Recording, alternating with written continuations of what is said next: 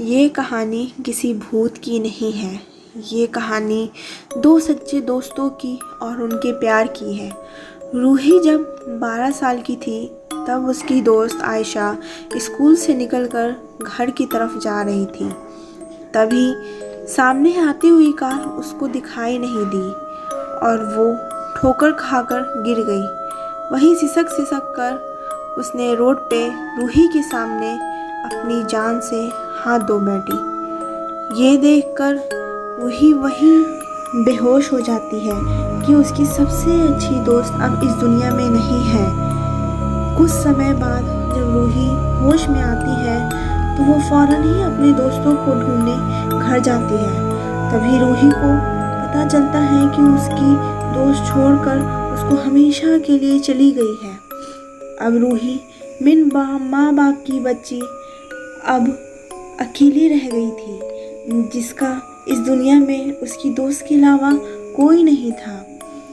रूही को पोलियो भी था, जिसकी वजह से वो व्हील चेयर या बैसाखी भी का सहारा लिया करती थी। इसी वजह से उससे कोई दोस्ती नहीं करता था।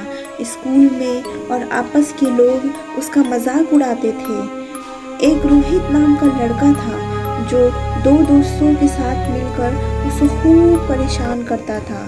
कभी उसका बैसाखी ले लेना तो कभी उसे उल्टा पुल्टा बोलना। उस दिन में रूही रोते रोते घर जा रही थी। उसके पैरों में बहुत दर्द था, उसका मूड भी काफ़ी ख़राब था। तभी एक कार उसके सामने बहुत तेज़ स्पीड से उसके सामने आई। उसे अचानक लगा जैसे कोई हवा का झोंका आया, उसको रोड के किनारे पर रख दिया हो। रूही को ऐसा लगा कि इस हवा का झोंका में उसकी सबसे अच्छी दोस्त आयशा का हाथ था। उस रात जब उसकी नींद खुली तो तब उसे अपने रूम में किसी की परछाई दिखाई दी, जिसे देखकर वो डर गई। उसे ऐसा लगा उसके कमरे में भूत हो, लेकिन जब उसे ध्यान से देखा तो वहाँ आयशा खड़ी थी। उसे आयशा का नाम लिया, आयशा आयशा लेकर पुकारा। वो वहाँ से गायब हो चुकी थी। उसे लगा अभी जो उसने देखा वो उसका वहम है और वो वापस आंख बंद करके सो गई। जब वो सुबह उठी तो देखा आयशा दरवाजे के पास खड़ी है। उसे देखकर मुस्कुरा रही थी। उसे यकीन नहीं हुआ कि आयशा वहाँ थी। जैसे ही रूही आयशा को खुशी से गले लगाने गई तो उसके आर पार हो गई और वो गायब हो गई। उसको कुछ समझ नहीं आ रहा था। धीरे धीरे बहुत बार आयशा उसे दिखने लगी। कभी उसे कुछ नहीं बोलती थी, पर रूही को यकीन होने लगा था कि आयशा अब उसके साथ है, उसके ध्यान रख रही है। इस बात से मानो रूही के अंदर अलग सा आत्मविश्वास आ गया था। उसके बॉडी में जान आ गई थी। उसके पैर का इलाज करना भी शुरू कर दिया था। पैरों में बढ़ती जान के साथ ज़िंदगी में भी बेपरवाह हो गई थी। स्कूल में अब किसी की बात का उसे कोई फ़र्क नहीं पड़ता था और जब रोहित उसका दोस्त उसको तंग करता तो वो अपने बैसाखी को ही यूज़ करके डराती थी।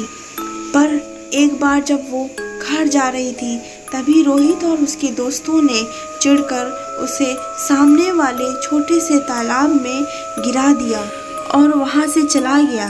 रूही को तैरना नहीं आता था।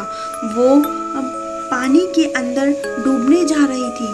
तभी उसे इतनी दिनों के बाद आयशा की आवाज़ सुनाई दी तो उसे कह रही थी, रूही अपना पैर चलाओ, तुम्हें तैरकर ऊपर तक आना है।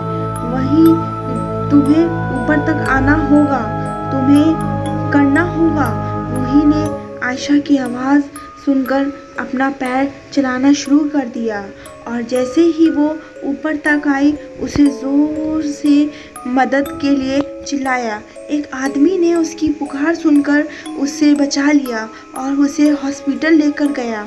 उसके पैर की दिक्कत के होने के बावजूद वो एकदम ठीक थी। जैसे जैसे टाइम बीतता वो खुद अपने पैरों पर बिना बैसाखी के चलने लगी।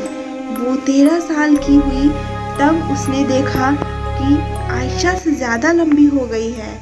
आयशा भी दरवाजे के पास खड़ी होकर मुस्कुराते हुए उसे देख रही थी।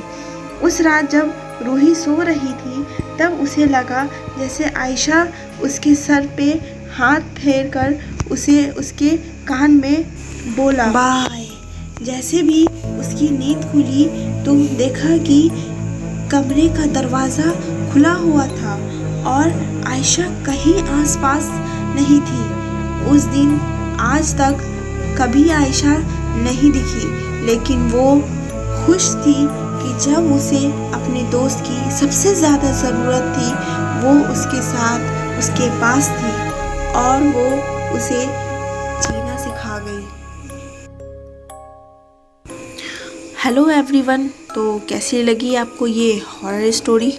अगर आपको पसंद आई होगी तो please subscribe my YouTube channel and comment करके मुझे ज़रूर बताइए कि आपको ये कहानी कैसी लगी और आपके साथ ऐसी कोई भी एक्सपीरियंस बीता होगा आपके साथ तो उसको ज़रूर शेयर करें, लाइक करें।